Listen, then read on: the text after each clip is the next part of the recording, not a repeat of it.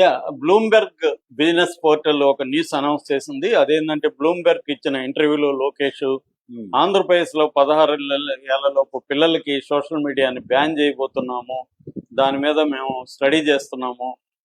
Australia చట్టం ఈ మధ్యనే ఆస్ట్రేలియా చట్టం తీసుకొచ్చింది, ఆ చట్టాన్ని మేము పరిశీలిస్తున్నాము, ఆ చట్టాన్ని మేము ఆంధ్రప్రదేశ్ లో కూడా అమలు చేయబోతున్నాము అని అనౌన్స్ చేశాడు.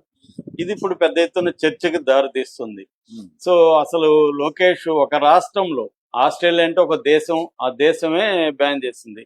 ఇక్కడ మన కంట్రీ పెద్దది, ఒక రాష్ట్రంలో బ్యాన్ చేస్తే వేరే రాష్ట్రంలో బ్యాన్ లేదు కాబట్టి అది అమలు చేయగలుగుతారా, సాధ్యమేనా?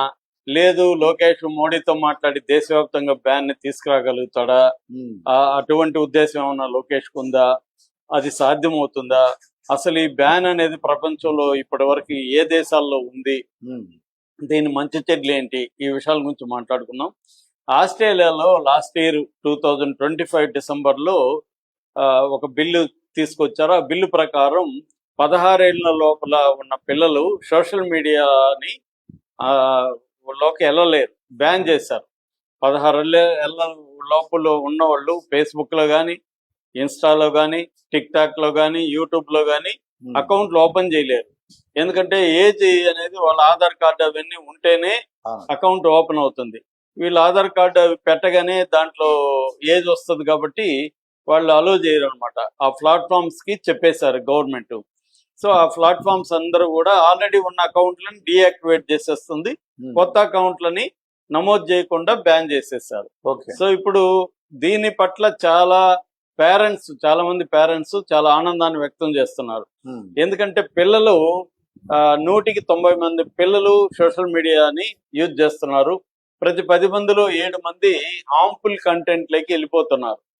సో చాలా మంది ఈ పిల్లల్ని ట్రాప్ చేసి ఆన్లైన్ లో వాళ్ళని ట్రాప్ చేసి పట్టుకొని వాళ్ళని చైల్డ్ ట్రాఫికింగ్ అంటారు. చైల్డ్ ట్రాఫికింగ్ అంటే సెక్సువల్ గాను చేయడం, లేదా వాళ్ళని తీసుకెళ్లి హోటల్లో ఇంకోటి చేయడం, బిచ్చగాళ్ళుగా మార్చడం, రకరకాల పనులకి వాళ్ళని ఉపయోగించుకోవడం, ఈ మొత్తాన్ని కలిపి చైల్డ్ ట్రాఫికింగ్ అంటారు. వాళ్ళని తీసుకెళ్లి అమ్మేసేయడం, విదేశాలకు అమ్మేయడం.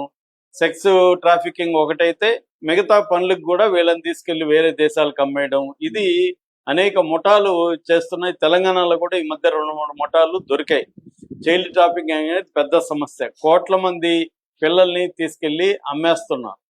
సో దీనికి ఇప్పుడు ఏంటంటే వీళ్ళు ఆన్లైన్ లో వచ్చి ఆన్లైన్ లో వీళ్ళు కూడా పిల్లల్లాగా యాక్ట్ చేసి వాళ్ళతో స్నేహాలు